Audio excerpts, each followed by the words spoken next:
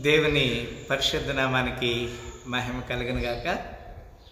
ఈ సాయంకాల ఆరాధనలో పాల్గొన్న ప్రతి బిడ్డని దేవుడిని నారులుగా దీవించి ఆశ్రయించును గాక. మనందరికీ దేవుని స్తోత్రం చేద్దామా? హల్లెలూయా. పిల్లరా, మరి ఉదయకాల సమయంలో దేవుడు మనకి ఇచ్చినటువంటి లేఖన భాగంలోని భాగముగా ఈ సాయంకాల సమయంలో కూడా మనం కొన్ని విషయాలు లేఖనాన్ని మనము ధ్యానం చేస్తున్నాం. 2 కొరింథీ 1వ అధ్యాయము 4వ వచనంలో ఉదయకాల సమయంలో ధ్యానం చేశాం. అక్కడ లేఖనం చెప్తున్నది, దేవుడు మమ్మల్ని ఏ ఆదరణతో ఆదరించున్నాడో ఆ ఆదరణలతో ఎట్టి శ్రమలో ఉన్న వారిని ఆదరించుటకు శక్తిగల వారమగనట్లు ఆయన మా శ్రమ అంతటిలో మమ్మల్ని ఆదరించుచున్నాడు.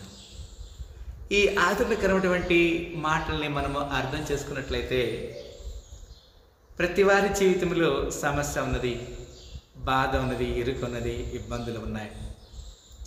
అటు వారిని దేవుడు ఆదరించడానికి ఆయన సిద్ధంగా ఉన్నాడనే మాటని ఇక్కడ మనం చూడగలుగుతున్నాము.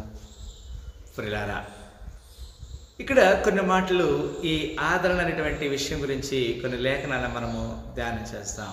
మత్తయి సువార్త 5:4 ఈ విధంగా రాయి, దుఃఖపడువారు ధన్యులు, వారు ఓదార్చబడుదురు. నీలో ఒకవేళ దుఃఖం అన్నదా? No problem at all. Hallelujah. దేవుడు ఆదరించే దేవుడుగా ఉన్నాడు. మత్తయి సువార్త 11:30 ఈ విధంగా వ్రాయబడింది, ఎలానగా నా కాడి సులువుగాను నా భారము తేలికగానే ఉన్నది. దేవుని కొరకు బాధపడుతున్నావా? శ్రమల పాలవుతున్నావా? దుఃఖపడుతున్నావా? నిందల పాలవుతున్నావా? డోంట్ వరీ, నా కాడి సులువుగాను నా భారము తేలికగాను ఉన్నదని లేఖనంలో మనము ఆదరించబడుతున్నాము. ప్రియులారా, లూకా సువార్త 6వ అధ్యాయము 20వ వచనంలో ఈ విధంగా వ్రాయబడినది. లూకా సువార్త 6వ అధ్యాయము 20వ వచనంలో ఈ విధంగా వ్రాయబడినది.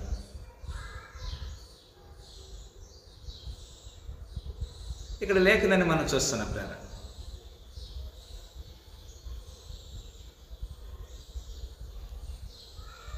ఈ లేఖనం మనకి ఏమి హెచ్చరిక చేస్తుందంటే, నీ వ్యక్తిగత జీవితంలో సమస్యలు వస్తాయి. సమస్యల్లో దేవుడు ఆదరణ, ఓదార్పు, నెమ్మది ఇస్తాడనే మాటని ఈ లేఖనం మనకి స్పష్టంగా హెచ్చరిక చేస్తుంది. ఇక్కడ అందుకే అంటాడు లూకా సువార్త 6:21, ఇప్పుడు ఆకలి గొనుచున్న మీరు ధన్యులు, మీరు తృప్తిపరచబడుదురు. ఇప్పుడు ఏడ్చున్న మీరు ధన్యులు, మీరు నవ్వుదురు. దేవుని దగ్గర నుంచి మనకి ఆదరణ ఎట్లా కలుగుతుంది పిల్లరా? సమాధానం ఎట్లా కలుగుతుంది? దుఃఖపడితేనే కదా. మన జీవితంలో దేవుడు కొన్నిసార్లు శ్రమల్ని అనుమతిస్తున్నాడు. 22వ లూకా సువార్త 32వ వచనం రాయబడింది, నీ నమ్మిక తప్పిపోకున్నట్లు నేను నీ కొరకు వేడుకుంటేనే నీ మనసు తిరిగి నా తర్వాత నీ సహోదరులను స్థిరపరచమని చెప్పాడు. పేతురుతో చెప్తున్న మాటలు. కొన్నిసార్లు మనము కృంగిపోతాం, బాధపడతాం, ఇరుకులో ఉంటాం, ఇబ్బందులు ఉంటాం, సమస్యలో ఉంటాం. కానీ దేవుడు నిన్ను తప్పిపోవద్దనే మాటని లేఖనానుసారంగా హెచ్చరిక చేస్తున్నాడు. యోహాను 11:19 ఈ విధంగా వ్రాయబడినది, కనుక యూదులలో అనేకులు వారి సహోదరుని గురించి మార్తను మరియును ఓదార్చుటకై వారి యొద్దకు వచ్చి ఉండిరంట. When we know regarding Lazarus, literally dead, 4 days is over. Everybody is making comfort them, but it cannot. But when Jesus arrives, they are getting comfort and the dead one become alive. నీ జీవితంలో, నా జీవితంలో మరణకరమైన స్థితి వచ్చినప్పటికీ it's all right, because God want to rescue all our needs. నీ ప్రతి అవసరాన్ని తీర్చడానికి ఆయన సిద్ధంగా ఉన్నాడు. అపోస్తల కార్యములు 20వ అధ్యాయం 12వ వచనం విధంగా రాయబడింది, వారు బ్రతికిన ఆ చిన్న దానిని తీసుకొని వచ్చినప్పుడు వారికి విశేష ఆదరణ కలిగింది. చనిపోయిన తర్వాత కూడా దేవుడు మనకి ఆదరిస్తాడు. సమస్యల్లో కూడా దేవుడు మనల్ని ఆదరిస్తాడు. భయపడొద్దు, డోంట్ ఫియర్. అపోస్తల కార్యం 27:22, ఇప్పుడైనా ధైర్యం తెచ్చుకున్నాడని మిమ్మల్ని వేడుకొనిచున్నాను, వాటికే కానీ మీలో ఎవరి ప్రాణానికైనా హాని కలగదు. It is the Paul making comforting statement. Entire who are travelling by ship, ఆ ఓడలో ప్రయాణం చేసేవారందరికీ చక్కని ఆదరణకరమైన మాట ఆయన తెలియజేస్తున్నారు. అక్కడే అపోస్తల కార్యములు 27:36 అప్పుడు అందరూ ధైర్యం తెచ్చుకొని ఆహారము పుచ్చుకునేది. హల్లెలూయా. సమస్య వస్తుంది పిల్లలు. సమస్యని మనం ఒక బాధగా పెట్టుకోకూడదు, కానీ సమస్యలోనే దేవుడు మనకి ఆదరణ ఇస్తాడు అనే మాట మనం చూస్తున్నాం.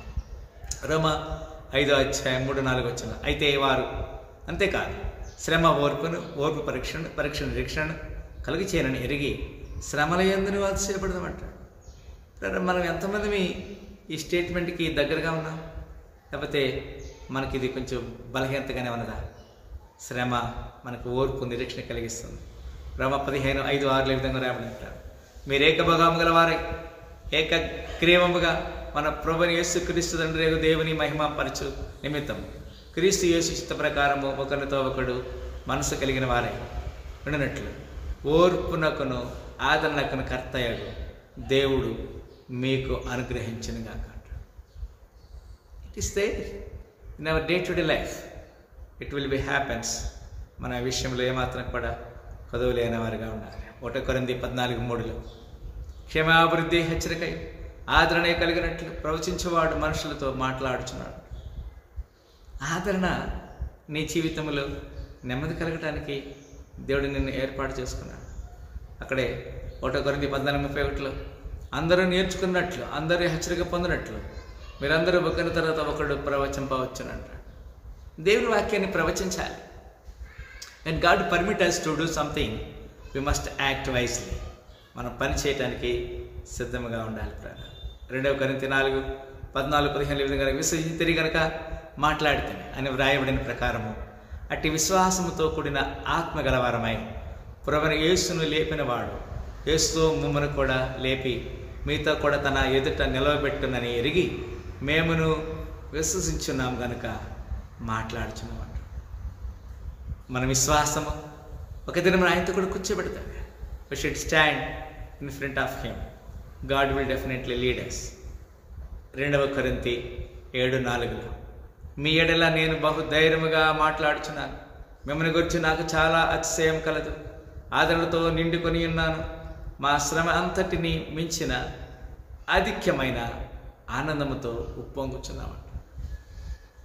ఎవరికి శ్రమ లేదు, ఎవరికి బాధ లేదు. హల్లెలూయా. శ్రమ ఆదరణ కలిగించడానికి ఒక నిరీక్షణ కలుగుతుందనే విషయాన్ని దేవుని లేఖనం అనేక సార్లు మనం చూస్తున్నాం. 2 కొరింథీ 12:10 నేను ఎప్పుడు బలహీనుడనో అప్పుడే బలవంతుడు కనుక క్రీస్తు నిమిత్తము నాకు కలిగిన బలహీనతల్లో, నిందల్లోను, ఇబ్బందుల్లోను, హింసల్లోను, ఉపద్రవములోను నేను సంతోషించున్నాను. మన సమస్యల్లో దేవుడు నెమ్మది సమాధానం ఇవ్వడానికి ఆయన సిద్ధంగా ఉన్నాడు. 2 కొరింథీ 13:11 రాయబడింది. తుదకు సహోదరులారా సంతోషించుడి, సంపూర్ణుడి, ఆదరణ కలిగి ఉండి, ఏక మనసు కలవారైనడి, సమాధానముండి, ప్రేమ సమాధానం కర్తయగు దేవుడు మీకు తోడై ఉండునుగాక. సమస్యల్లో, శ్రమల్లో మనకి ఆదరణ లేదా? లేఖనము ఏమైనా రాంగ్ చెప్తుందా? లేఖనం ఊరికి రాలేదు కదా. ఆయన మనం ఆదరించడానికి తన లేఖన ఆధారాన్ని దేవుడు మనకు చూపిస్తున్నాడు. కొలస్సీ 2:2 నేను ఎంతగా పోరాడుచున్నానో మీరు తెలుసుకొని కోరుచున్నాను. వారు ప్రేమ యందు అతుకబడి సంపూర్ణ గ్రహింపు యొక్క సకలైశ్వర్యము గలవారై దేవుని మర్మమై ఉన్న క్రీస్తును స్పష్టముగా తెలుసుకున్నవారై తమ హృదయంలో ఆదరణ పొందవాలని వారందరి కొరకు పోరాడుచున్నామంటాడు. లేదా ఎంత గొప్ప కృప దేవుడు మనకి తన సన్నిధిని మనకి ఇస్తున్నాడు. ఈ విషయాన్ని జ్ఞాపకం చేసుకుంటున్నాం. ఆఖరిగా 1 తెస్సలోనికీయులకు రాసిన పత్రిక 3:7 అందుచేత సహోదరులారా మా ఇబ్బంది అంతటిలో, శ్రమ అంతటిలోను మీ విశ్వాసము చూసి మీ విషయంలో ఆదరణ పొందుతుంది. ఆదరణ అనేది it is completely belongs to God. God will extend is comfort for every one. అందుకే 2 కొరింథీ 1:4 అంటాడు, దేవుడు మమ్మల్ని ఏ ఆదరణతో ఆదరించున్నాడు. ఆ ఆదరణలో ఎట్టి శ్రమల్లో ఉన్నవారిని నేను ఆదరించిన శక్తి గలవారు మగనట్లు ఆయన మా శ్రమ అంతటిలో మమ్మల్ని ఆదరించున్నాడు. దేవుడు నన్ను మనందరిని కూడా ఆదరించడానికి శక్తిమంతుడు కనబట్టి ఆయన ఆదరణ కింద మనకు కూడి ఉన్నాం.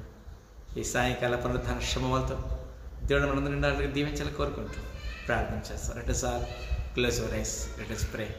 ప్రేమగల తండ్రి, మీ నామమును ఘనపరుస్తున్నాం. 2 కొరింథీ 1:4 ప్రకారంగా మీరు మమ్మల్ని ఆదరించిన ఆదరణ మేము పొందుకొని, ఆదరణకరమైన శక్తిని పొందుకొని, ఎవరైతే ఆదరణ లేకున్నారో అటు వారిని ఆదరించడానికి మీరు ఇచ్చేటువంటి ఆదరణ అనేకులకి నిరీక్షణకరంగా ఉండే కొరకు మీరు మాకు ఇచ్చారు. మమ్మల్ని బలపరిచినందుకు వందనాలు తెలియజేస్తాం. మమ్మల్ని బలపరిచిన దేవునికి సకల ఘనత మహిమ పునర్పిస్తున్నాం. సాయంకాల శోమలతో నింపి సహాయం చేయండి. ఇప్పుడు చిన్నదని జ్ఞాపకం చేసుకున్నాం. మనం తెగొచ్చుకొని మీ నామని ఇచ్చేస్తాం. యేసుక్రీస్తు పరిశుద్ధ నామమున ప్రార్థన పెట్టుకుంటున్నాం తండ్రి. ఆమేన్, ఆమేన్, ఆమేన్. ఒకసారి ఈ సాయంకాల పునరుత్థాన శోమలతో దేవుడు మనందరినీ దీవించి ఆశ్రయించను గాక. ఆమేన్.